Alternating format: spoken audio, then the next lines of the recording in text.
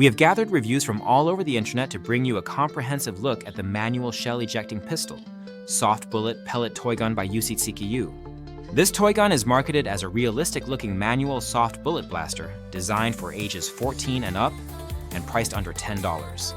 It includes the toy gun itself, 16 shell casings, and 20 EVA soft bullets. The gun can be loaded with up to 8 bullets and is intended for outdoor games, cosplay, and group activities. Now, let's dive into what users like and dislike about this product.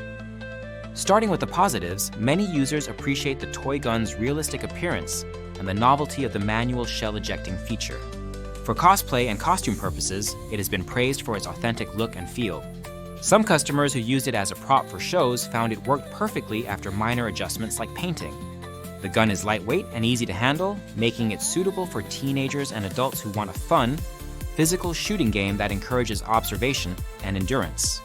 The included soft EVA bullets are safe for play, which is a strong point for parents and group activities. However, the product's performance and build quality have been points of significant concern. Numerous users report that the gun is cheaply made with flimsy plastic parts that do not hold up well under regular use.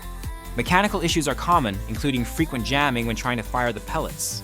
The manual loading mechanism often fails to feed bullets properly, resulting in many missed shots. The shell ejecting function, which is a key selling point, reportedly does not work as intended. Shells tend to get stuck and must be manually removed, detracting from the realistic experience. Durability is another major issue. Some users mention the gun falling apart after only a few uses, especially when handled by younger players. The plastic construction feels fragile, and the internal springs and mechanisms are prone to breaking or malfunctioning.